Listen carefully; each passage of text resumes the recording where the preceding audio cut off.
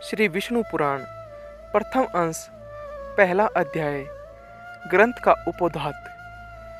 श्री सूत जी बोले, मैत्रेय जी ने नित्य कर्मों से निवृत्त हुए मुनिवर पराशर जी को प्रणाम कर एवं उनके चरण छूकर पूछा, हे गुरुदेव, मैंने आप ही से संपूर्ण वेदांग और सकल धर्म शास्त्रों का क्रमशः अध्ययन किया है।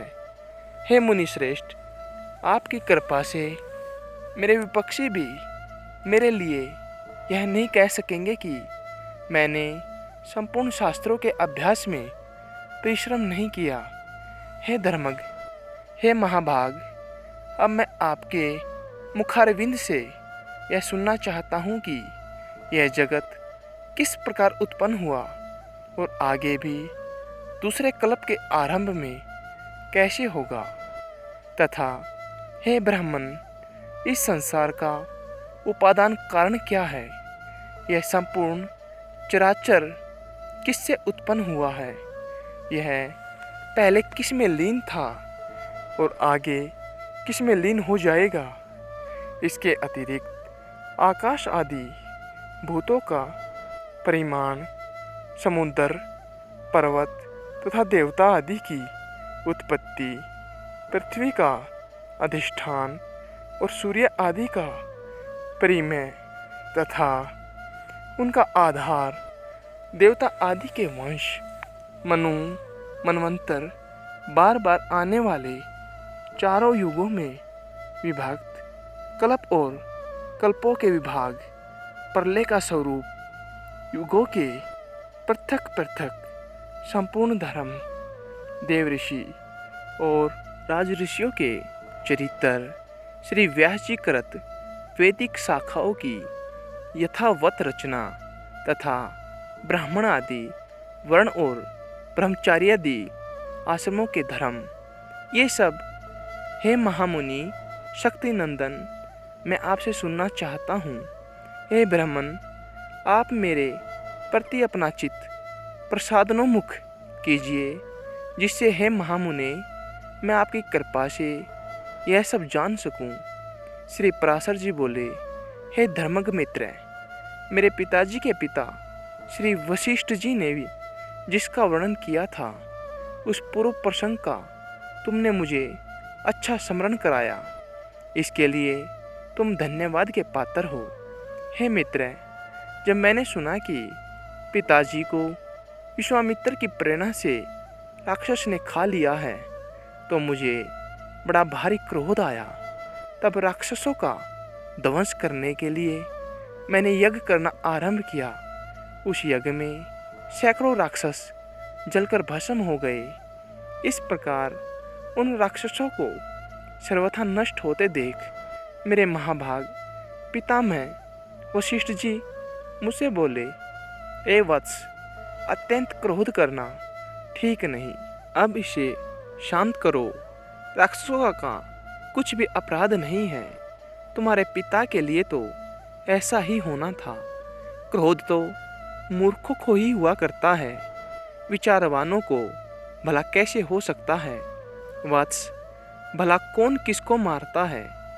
पुरुष स्वयं ही अपने किए का फल भोगता है।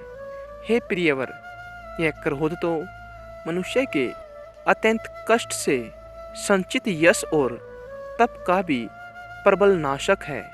हे तात, इस लोक और परलोक दोनों को बिगाड़ने वाले इस क्रोध का मैं ऋषिगण सर्वदा त्याग करते हैं, इसलिए तू इसके वशीभूत मत हो।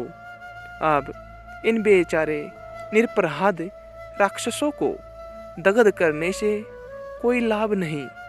अपने इस यज्ञ को समाप्त करो। साधुओं का धन तो सदा क्षमा ही है। महात्मा दादाजी के इस प्रकार समझाने पर उनकी बातों के गौरव का विचार करके मैंने वह यज्ञ समाप्त कर दिया। इससे मुनि श्रेष्ठ भगवान वशिष्ठ जी बहुत प्रसन्न हुए। उसी समय ब्रह्मा जी के पुत्र पुलस्त्य जी वहाँ आए। हे मित्र, पितामह वशिष्ठ जी ने उन्हें अर्घ्य दिया। तब वे महर्षि पुलह के ज्येष्ठ भ्राता महाभाग पुलस्त्य जी आसन ग्रहण करके मुझसे बोले, तुमने चित्त में बड़ा वैर भाव रहने पर भी अपने बड़े बूढ़े वशिष्ठ जी के कहने से क्षमा स्वीकार की है, इसलिए तुम संपूर्ण शास्त्रों के ज्ञाता होंगे। हे महाभाग, अत्यंत क्रोधित होने पर भी तुमने मेरी संतान का सर्वथा मूलोच्छेद नहीं किया। अतः मैं तुम्हें एक और उत्तम वर देता हूँ। हे वत्स, तुम पुराण संहिता के वक्ता होंगे और देवताओं के यथार्थ स्वरूप को जानोगे तथा मेरे प्रसाद से तुम्हारी निर्मल बुद्धि प्रवृत्ति और निर्वृत्ति भोग और मोक्ष के उत्पन्न करने वाले कर्मों में निसंदेह हो जाएगी। पुलस्त्य जी के इस तरह कहने के अनंतर फिर मेरे पितामह भगवान वशिष्ठ जी बोले, पुलस्त्य जी ने जो कुछ कहा है वह सभी सत्य होगा। हे मित्र, इस प्रकार पूर्व काल में बुद्धिमान वशिष्ठ जी और पुलस्त्य जी ने जो कुछ कहा था वह सब तुम्हारे प्रश्न से मुझे स्मरण हो आया है। अतः हे मित्र, तुम्हारे पूछने से मैं उस संपूर्ण पुराण संहिता को तुम्हें सुनाता हूँ। तुम उसे भली प्रकार ध्यान देकर सुनो। यह जगत विष्णु से उत्पन्न हुआ है, उन्हीं में स्थित है। वे ही इसकी स्थिति और लय के कर्ता है तथा यह जगत भी वे ही है।